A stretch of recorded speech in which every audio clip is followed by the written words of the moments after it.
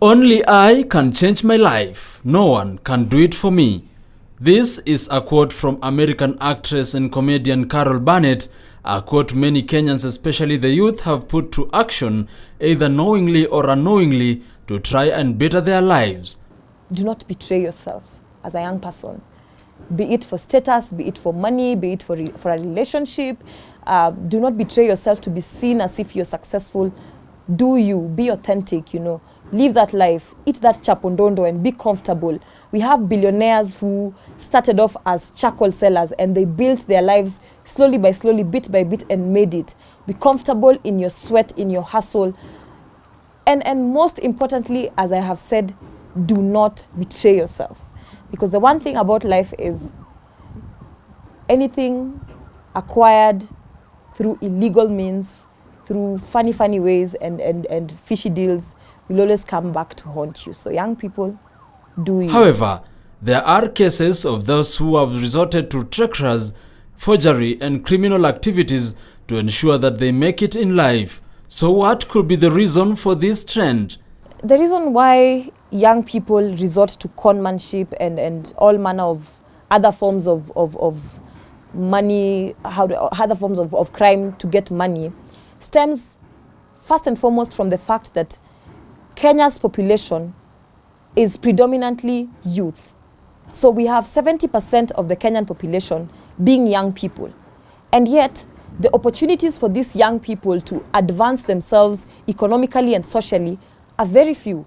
In fact, we have the highest rate of unemployment in this country. So you have young people going to institutions of higher learning, acquiring knowledge, getting out of campus and realizing, number one, there are no jobs. Number two, bills have to be paid. So you find many of them saying, you know what, I am not ready to wait for a job for the next 4 years. I'd rather find the quickest way to make money.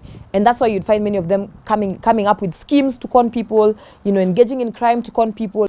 Before a public relations firm dumped Heshan de Silva, the Kenyan-born Sri-Lankan was described as a young billionaire at the age of only 25.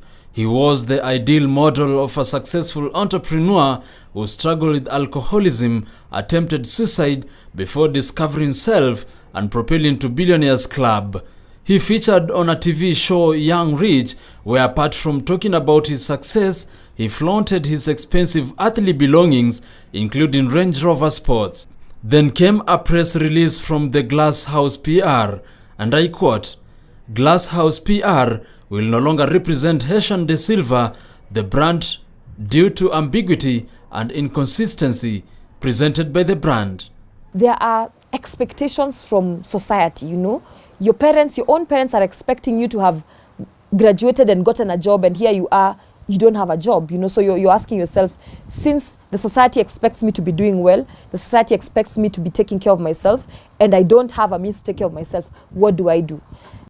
By social media, there's a lot of pressure to be fine. There's a lot of pressure to drive that car by 25. There's a lot of pressure to buy that house by 30. There's a lot of pressure to be listed under top 40, under 40, Every young person is looking at you and they're saying, wow, I would want to be there as well. So there's a lot of pressure to conform to society's beliefs and expectations of one. Until January 26, Wilkins projected a rich, enviable personality which would easily get him a slot on Kenya's top 40 under 40. However, after a story of his supposed treacherous journey in life was highlighted, unmasking the truth of not being the brand's strategist to various personalities he had mentioned, Fadhil has since come out to accept that he extorted money from many Kenyans to the extent of being apologetic.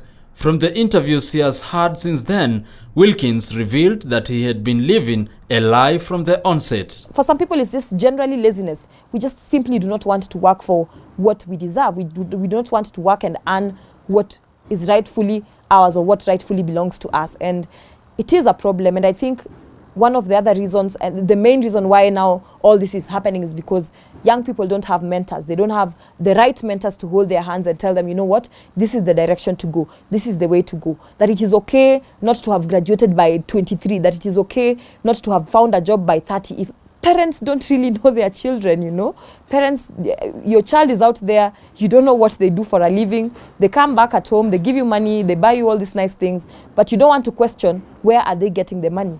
If you are to ask most parents to tell you what jobs their children do, especially today, young people, many of them will tell you, ananiambianga tu yeye ni hustler, you know. He just tells me he's a hustler in Nairobi. Ananiambianga tu Nairobi ni mtu kujipanga. But ukimuuliza hiyo kujipanga, how are they jipangaing? They won't tell you wanajipanga aje, you know. Maybe that wanajipanga na ma schemes, wanajipanga na ma deals, you know.